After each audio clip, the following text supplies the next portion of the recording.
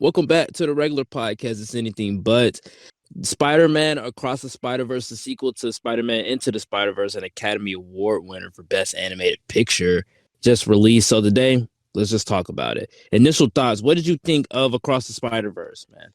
The movie was alright. I'm not even good. That movie was alright at best. It was cool, I guess. It didn't feel like its own movie.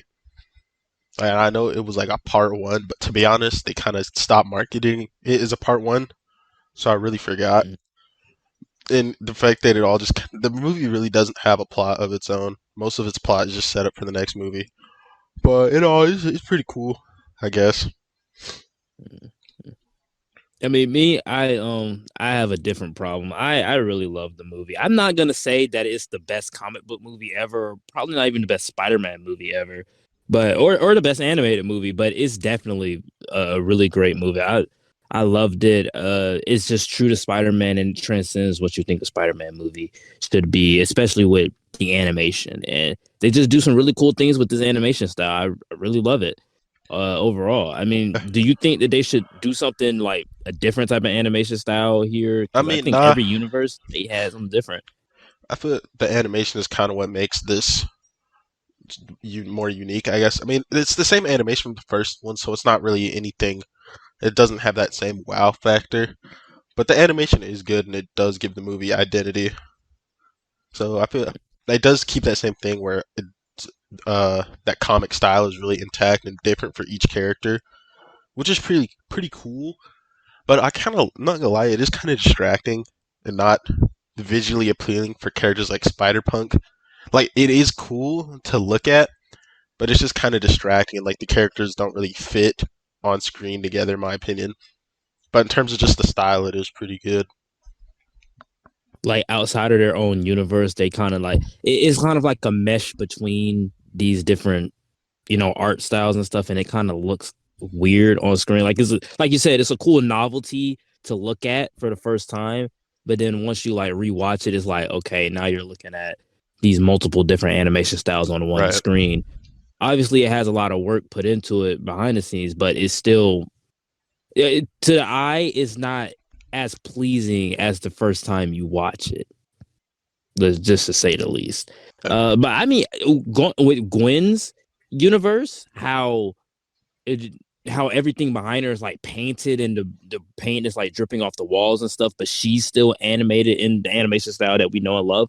So I thought all of that worked because they were able to show emotions in a scene due to the art style, the dynamic art style in the background. And the only way that you can do that is in animation. But what do you think of Miles in this movie? How was Miles to you? Miles, he was cool, but I feel like he didn't really go through a new arc in the sense that Miles' story in the first movie was that okay, well he's trying to be his own Spider-Man. He's trying to like be in the shadow of all these other Spider people, and he just kind of goes through that again in this movie. And it's a good story, but it's just like I couldn't lie when I was watching. I was just like, okay, this is just kind of the same arc as the first movie. Miles, I do like him, but I'm not gonna be like other fans where he's like, this is the best Spider-Man ever. Miles Morales is Spider-Man. No, he is Spider-Man, but he's just not the best Spider-Man because in this movie, his arc finished in the middle of the movie, and then the last like half was just nothing, no development. All his development is gonna be saved for the next movie. So it's just like I don't know. I feel like they could have done better making Miles' arc end at the end of the movie in setup for the next one better. Miles had a character arc in this movie. Barely. That's what I'm He did saying. not have no character He arc. barely had Jeez. any character arc. Oh, I didn't. When I actually think about it, Miles didn't have a character arc. Mostly, this movie was about Gwen. And I guess you could say that I'm using like other reviewers' opinions or whatnot or observations. But come on, I mean, literally every reviewer had the same observation that this movie is Gwen Stacy's movie and just Miles is like the main protagonist, really the main character. But to be honest with you, this movie is Spider Gwen's movie. It's not Miles's movie. He doesn't have the character arc. He's just the one. It's just the one spider that we gravitate toward. Like you said, it's probably like the same exact arc that he goes through in the And I first feel like movie. that's Nah, Miles' I'm gonna do story my in own any thing. piece of media. In any piece of media, I'm his thing is always, I'm trying I'm to gonna be just do my unique. own thing. Yeah, I'm gonna do my own thing.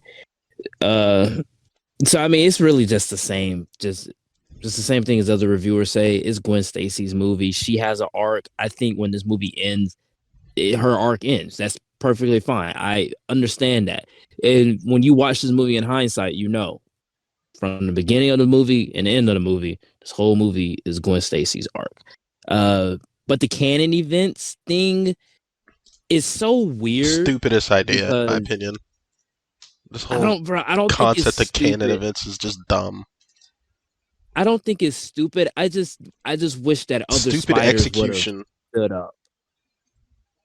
You think it Because was stupid execution? How was it stupid, stupid like, it's a execution? cool concept that it was like, okay, the reason that there's this thing is to stop basically anachronism. It's basically the Legends of Tomorrow. It's basically what they that could have been. But Yes. instead, they try to make it where it's just this thing where it's like, yeah, there's always a police captain close to Spider-Man. Why is that? Why is that the special thing?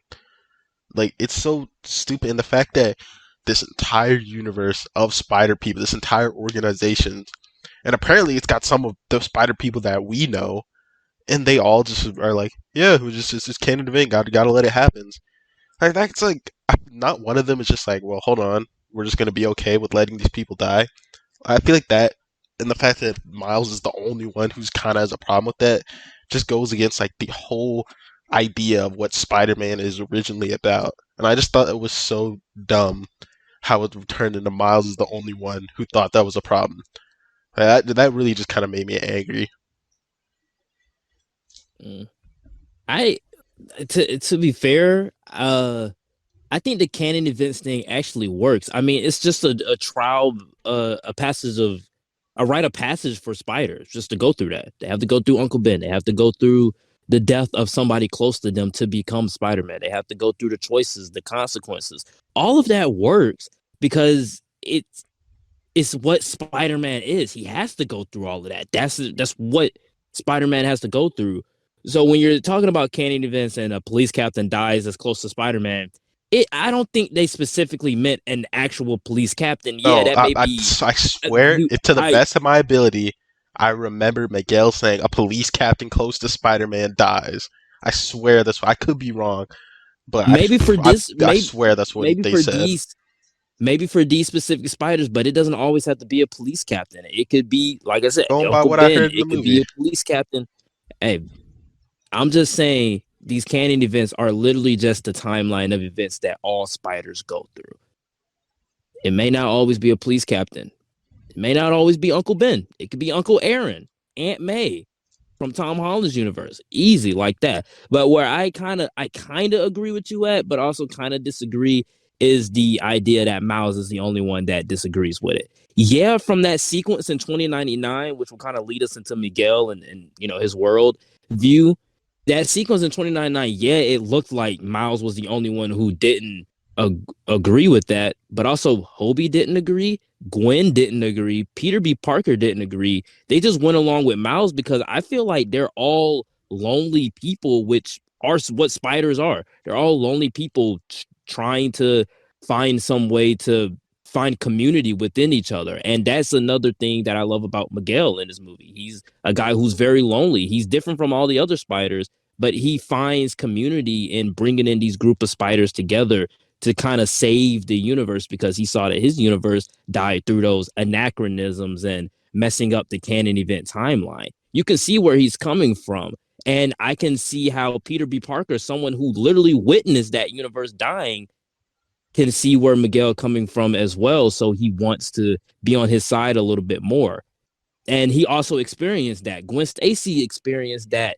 Every other spider experienced this except for Miles yet. So of course Miles is going to be like, well, I don't want my dad to die, but all of these other spiders have already experienced that. And they just feel as though since we've already experienced it, since we experienced all these other deaths, it has to happen. See, This is that's who exactly makes us like who we that's are. why I think it just goes against the whole idea of Spider-Man, that mentality of it has to happen. Like I can't think of a single any Spider-Man that I would know. It's just even if it happens to them, they're just okay with it. It's like, oh, it has to happen. Like the whole point of Spider-Man is just trying to save everybody in any way possible, even if it's the one versus the many thing. So I just feel that them basing this entire canon event thing around someone close to Spider-Man dying is just it's inherently bad because no Spider-Man would ever join this organization that would try and stop people from saving their closest ones, which is essentially what it is. Because if anyone like Miles comes along, they're all gonna try and hunt them. So I feel like they could have made a better reason for the Spider Society to exist aside from the canon events. Like I said earlier, it could have been some sort of Legends of Tomorrow thing where they're going trying to stop other acronyms, like maybe like the Spot who's trying to break the multiverse in some other way. But dumbing it down to like this whole someone close to Spider-Man has to die thing, it just really just creates a whole bunch of problems, and I feel like they could have done better with it. Okay, okay. Yeah, I mean, I can see your point. I mean, I'm actually in while you were saying that, I was thinking about the teaser for the first Into the Spider-Verse, where Miles is asking Peter B. Parker like the question of, uh, so like when can I save the world? And then Peter B. Parker's like, you don't have to worry about saving the world. You just have to worry about saving that one person. And maybe that is true in this sense that, yeah, one person is you if you're able to save one person, you're able to save the entire universe Like the same versus the concept idea was that explored in an old Spider-Man game, and literally the whole it was Miguel. It was 20 Spider-Man 2099, and Peter Parker. He said Miguel wanted Peter Parker to not try and save this one person. I can't remember. And Miguel was like, "Why should we? It's just one person." Peter Parker said, "If you don't try and save everyone, no matter what the consequences might be, then you don't understand the first thing about being Spider-Man." I saw that. I saw that clip. Exactly, and that Yeah. clip is so true. This is why I hate this whole canon event thing. Yeah, but I mean, we also have other Peter Parkers that agree with Miles. Like I said, there's other spiders that agree with Miles. It's not just every spider don't agree. Uh, I just think that every there's some that agree. Like I said, Peter B. Parker and Gwen, they agree with Miles as well. But Miguel, though, I want to touch on him a little bit. Miguel, cool character. I think he's Cool. awesome. He Can't turned wait to see what he way does too in hateful Beyond. way too quickly. Way too quickly. He, He went from trying to coax Smile into it into calling him a mistake. You were never supposed to be Spider-Man, which I guess in the movie it's inherently true, but like he just went like way too antagonistic, way too quick. Like they barely tried to make him redeemable, I mean, he's or angry. not redeemable. They barely try to make you understand his point of view. He's angry, bro. Yeah, What he can can you be say? angry without But I yelling mean, at this dude, slamming him into the ground, calling him a mistake. yeah, he looked a little bit more villainous, even though he's not the villain. He looked very villainous by that time in the 2099 sequence, that train sequence, which by the way was pretty epic. But the It's handling of the cool, but that's multiverse where the here, movie ended.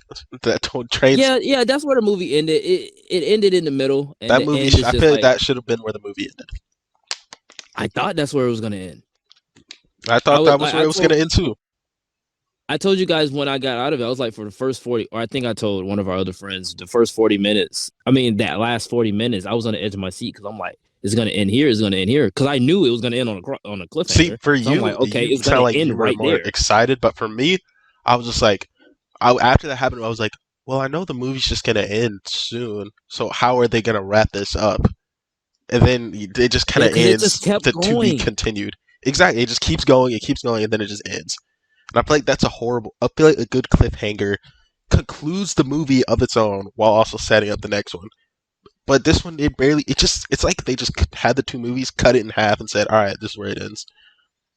I think, you know what? I think it would have benefited from the movie ending right when Gwen says, we're supposed to be the good guys. And Miguel says, we are. I think if it ended like a couple minutes after that, oh my God, that would have been a fire ending. Because we know, then we can have like a post credit scene of Miles ending Yeah. up on Earth 42, and then that would be like the end of the movie. But the end of the movie is Miguel Or sends just Gwen in the home. movie where you said, and then have the scene before the movie goes to credits being him in Earth 42. Yeah, Like, just him there. Like, you don't have to have the whole discovering the Prowler. Save that for the trailers. Save that for the next movie. Yeah, I think that would be cool because I don't even know how they're gonna make another 2 hours of a story from here. I mean, you already revealed the Prowler, you already revealed Miles as the Whole lot of Prowler. stretching out. So yeah, where are you gonna go with this? But I think the handling of the multiverse in this movie was actually a lot better than the MCU multiverse. I just wanted to touch on that because I mean I think they handled it a lot more. They Terms established the of rules okay, so better. I'm gonna compare it to Multiverse of Madness versus this because they're both kind of multiverse movies. And yeah, I feel like this movie handles the multiverse well, but really they only visit. No, they do visit a lot of Earths. That is true. I was about to say, yeah, they do handle it better. But in terms of like the whole widescreen, I like how the MCU has branched it out more. But I like how this movie incorporates the Spider Verse into the characters. Like we have Spider-Man India, Spider-Punk. But I feel like the first movie did it better because we had all those different Spider people. And this one, it kind of just felt like, oh, look at that Spider Person from this comic. Look at that Spider Person from this TV show. So it was better, but I feel like it was a lot more tacky. I just think that the rules of the multiverse timeline is a lot better. With the whole idea of canon events. Spot as a villain was pretty cool. He just gradually gets more menacing as a villain, but I wouldn't call him the best animated villain. I I just see wanted the to touch thing on with Spot just like Spot. for a second. From what I can remember, Spot was barely like. What did Spot do in the movie? Like the whole Uh, thing we see him. So we see him in that first chunk where he's just kind of a joke. Then you see him a couple more times, and he's really just getting stronger and stronger. But what did he really do in this? Like people always saying, "Oh, Spot's the best villain, Spider-Man villain." Spot did he's not really not. do anything in this movie. Like he did not do anything worth being the best villain ever. All the stuff is just this that one scene we got of him saying he's going to take everything from Miles, which don't get me wrong, it's a very cool scene, like it's a very intense scene. But in terms of Art Spot as a style was villain, great. he didn't do anything. Like that was what made like this movie didn't really have a villain. Miguel was more of a villain than the Spot was. Yeah, he was first. At first, he was a comedic relief, and then he gradually becomes more menacing. That was all good. I just think that he's not the best villain ever because he really doesn't do anything in this movie. He's more long saved for Beyond. And our last couple of and our last little thoughts here. Should Miles be in live action after this? After they wrap up the Spider Verse movies, because I think they said that's going to be the last of the animated Miles stuff. Like, do you think that they're going to do a live action Miles? I feel eventually they will, and I feel like if they are, just put him in a movie with Peter Parker.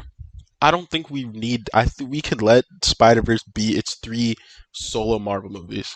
I would be fine if they want to do them in the MCU, in Spider Man 4, 5, or whatever, how many they do.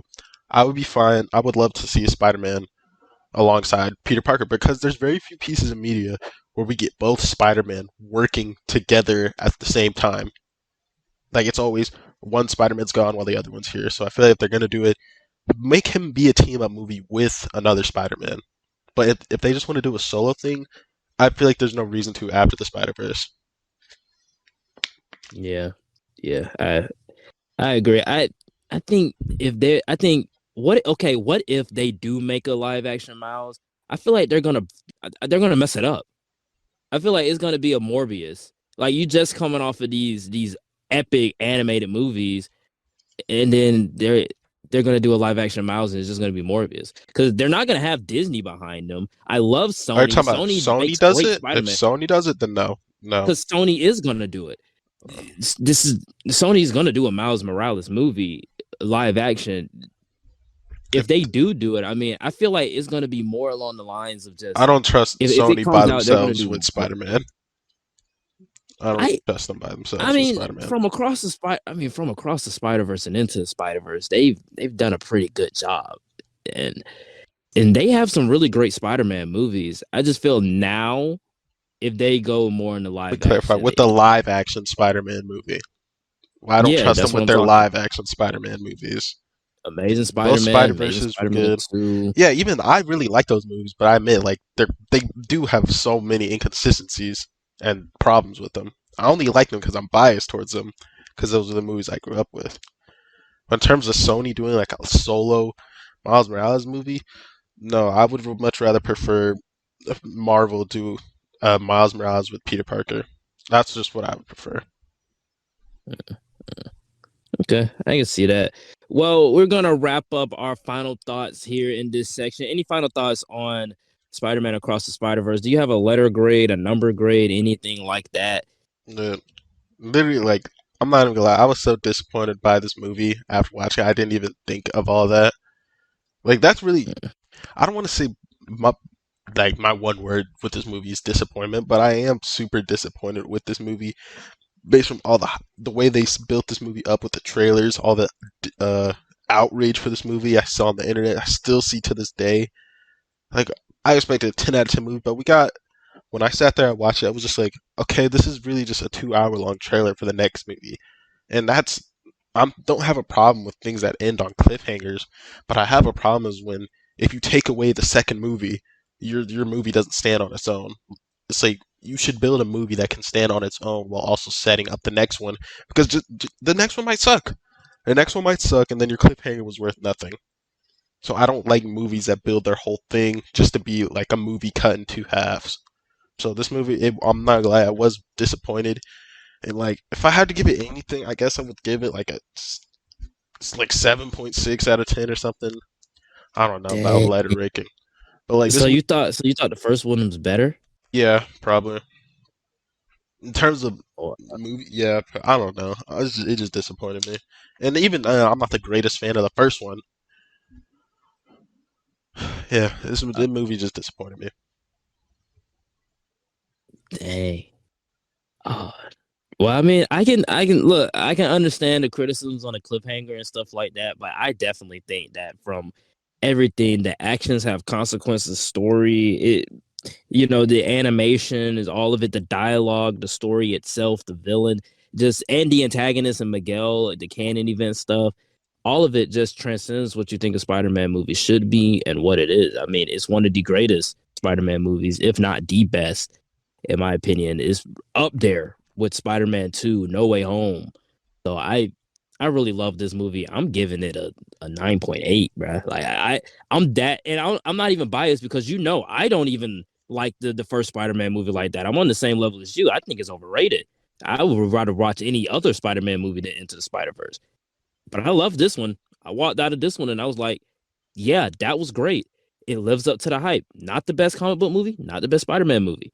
Definitely a great one though. I will definitely rewatch this one again. But with that being said, I guess that will kind of conclude our Spider-Man Across the Spider-Verse spoiler review in a sense. Comment down below. What did you guys think of Spider-Man Across the Spider-Verse? He gave it a 7. You said a 7.6? 7, Yeah, bro, this movie is something just like that. really disappointing. Disappointing on his end, satisfying for me. With that being said, like, comment, and subscribe. We are the regular podcast, and we will see you all next time.